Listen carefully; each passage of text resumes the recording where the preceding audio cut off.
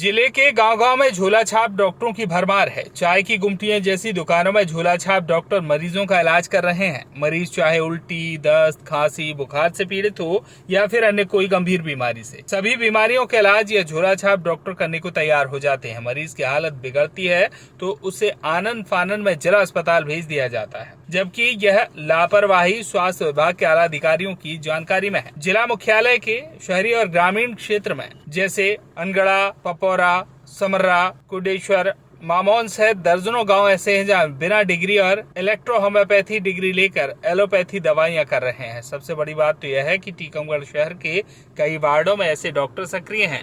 ये झोला छाप डॉक्टर नियम कायदों को ताक पर रखकर बुलंद हौसलों के साथ लोगों को दवाइयां दे रहे हैं। झोला छाप चिकित्सकों द्वारा बिना पंजीयन के एलोपैथी चिकित्सा व्यवसाय ही नहीं किया जा रहा, बल्कि बिना ड्रग लाइसेंस के दवाओं का भंडारण और विक्रय भी अवैध रूप से किया जा रहा है। दुकानों के भीतर कार्टून में दवाओं का अवैध तरीके से भंडारण रहता है। स्वास्थ्य विभाग द्वारा कई सालों से अवैध रूप से चिकित्सा व्यवसाय कर रहे लोगों के खिलाफ किसी तरह की कार्रवाई नहीं की गई। इन दिनों मौसमी बीमारियों का कहर है। झोला छाप डॉक्टरों की दुकानें मरीजों से भरी पड़ी हैं। गर्मी व तपन बढ़ने के कारण इन दिनों उल्टी, दस्त, बुखार जैसी बीमारियां ज्यादा पनप रही हैं। झोला छाप डॉक्टरों की वजह से अब तक कई लोगों की असमय जान चली गई, लेकिन अभी तक स्वास्थ्य विभाग ने स्थायी तौर पर झोला छाप डॉक्टरों पर कार्रवाई नहीं की।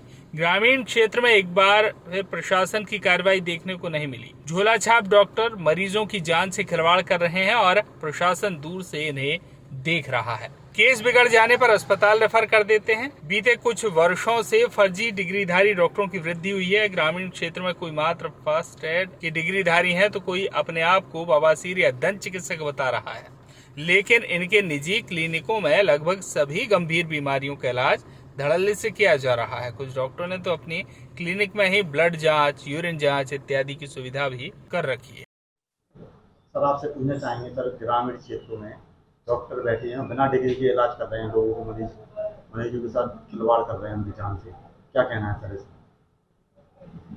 इस संबंध में मैं ये कहना चाहूँगा कि जो ग्रामीण क्षेत्रों में क्लिनिक रहते हैं उसमें जो डिग्रीधारी है, जिनके पास मेडिकल डिग्री होती है, वो उनको रजिस्ट्रेशन करवाना पड़ता है यहाँ पे सीमेंट कार्यालय, और उसके लिए एक टीम होती है हमारी कि वो उनको बीच बीच में उनकी आवेदन लेती है और उनकी जांच करती है, फिर उनको रजिस्ट्रेशन होता है।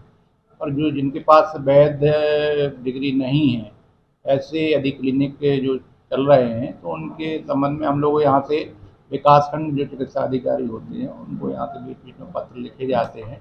उनको कार्रवाई वहाँ पे जो उनको टीम बना करके, जिसमें राजस्व और पुलिस टीम के सदस्य भी रहते हैं, ऐसी टीम बना के उनको कार्रवाई करना पड़ती है।